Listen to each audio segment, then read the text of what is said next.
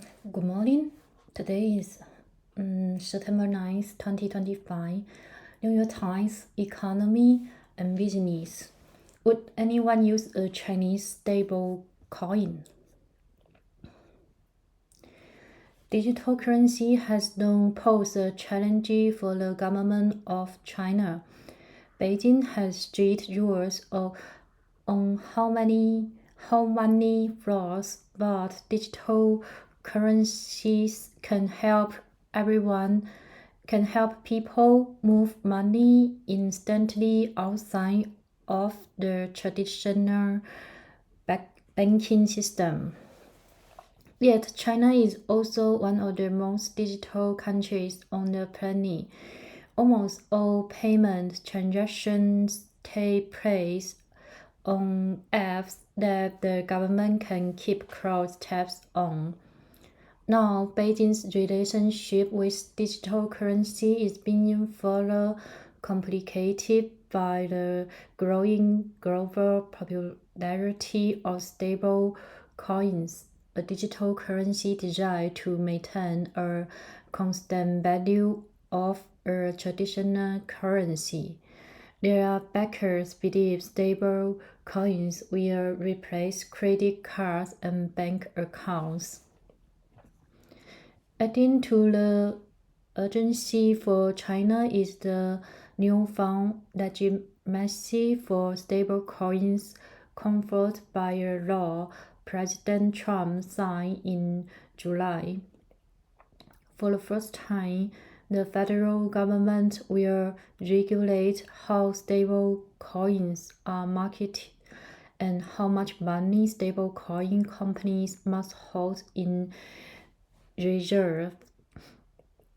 Stablecoin could shift a significant share of global payment away from traditional banks and toward a new breed of corporate interests, including Mr. Trump's own family business. The vast majority of them are tied to the US dollar. Some economists in China have warned that wider use of stable coins could depend the dollar's dominance. China's leaders do not want to miss an opportunity to influence the next generation of global payments. For China, dollar-backed stable coins are more than an economic challenge. They are also a political threat, said Zhongyuan Zhou Liu, a fellow at the Council on Foreign Relations. The Chinese Communist Party control over how money moves have been at the center of China's economy and financial activities, she said. Regulations in China are built over how to approach stable coins, Ms. Liu said, but the government is allowing attacks to go for war in Hong Kong, where a law that took effect last month set out rules for companies and institutions to issue stable coins in the city. Hong Kong is China's financial laboratory, Ms. Liu said. It is a controlled environment to test this while still maintaining capital controls.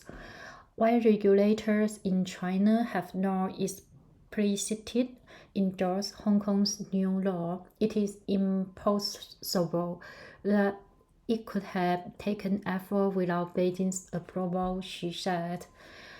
China debates the threats and risks of stable coins. Hong Kong's new law could pave the way for stable coin tied to currencies other than the US dollar, like the Hong Kong dollar or the renminbi, China's currency.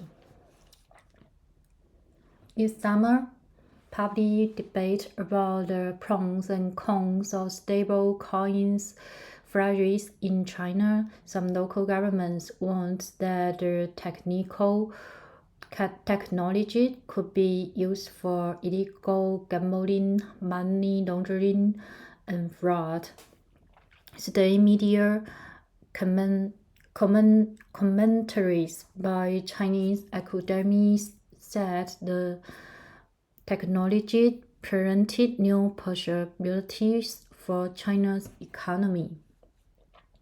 China was one of the poorest countries in the world when the infrastructure that underpins international banking and financial, known as SWIFT, a consortium of banks, was established in 1973. Today, China wants to widen its influence as the second largest economy to promote the renminbi as an alternative to the dollar, which dominates global trade and financial reserves. The Chinese government has pushed for years for the renminbi to catch up to the euro and the Japanese yen as a commonly used currency. Some countries that count China as an active trading partner, like Brazil, or that have been shut out of the global financial system, like Russia, have started to add the renminbi to their reserves. Stablecoin ties to the dollar could snuff out the slow progress Beijing has made to boost the appeal of the renminbi. Some Chinese economists have warned. In June, Zhou Xiaochuan, a former Chinese central bank governor, warned that the growing global popularity of stablecoins risked promoting wider use of the dollar.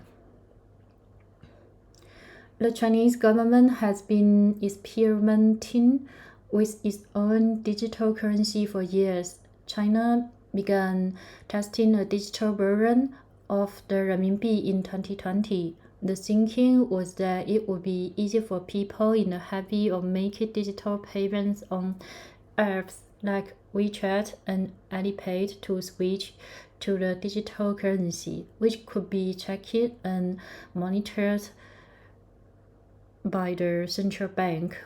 But adoption has been slow. Most people have stuck to the apps. The limited interest in the digital renminbi is one factor raising question about how much interest a stable coin tied to the Chinese currency would draw. And in Hong Kong, regulators will be looking for applicants to show that their stable coin has the potential for widespread use as part of stablecoin business plan, said Andrew Fay, a partner at the law firm King, Wood, Malusan, who has advised companies about the new stablecoin rules in the United States and Hong Kong. With stablecoin success, largely depends on their scale, Mr. Fay said. China tech giants are getting in on the action. The companies that have signed that they would apply for license are subsidiaries of Chinese tech giants, including the e-commerce from Jingdong and Ant Group. The financial service from spun out of the partly owned by the Chinese internet company Alibaba. In July, several startups and a Chinese state-owned firm said they would create a stablecoin backed by the offshore renminbi. The Hong Kong Monetary Authority said as of Sunday, 77 entities, include banks, technology companies, investment firms, and e-commerce companies, had expressed interest in applying for a stablecoin issue license. We have clearly stated that only a handful of stablecoin issue license will be granted in the initial stage, a spokesman for the Hong Kong Monetary Authority said. In Hong Kong, stablecoins are not likely to soon become a mainstream way for people to buy and sell things like in China. Residents already use multiple other kinds of instant payment, including octopus, the city's popular contactless payment card, which works at vending machine at convenience store and on public transportation. But Hong Kong's status as a global financial center makes it an obvious choice as a testing ground. And even as Beijing has asserted more political control over Hong Kong in recent years, the city has remained the Chinese economy's deepest point of connection with the global financial system. It still draws high levels of activities from companies and banks from around the world. You have got the world's two large economies, the United States and China, through Hong Kong, coming out with similar stablecoin laws pretty much at the same time. Mr. Fei said that in all itself is indicative of the growing recognition of stablecoins are important for the future of finances. Thanks for today's listen. See you in next paper. Have a good life.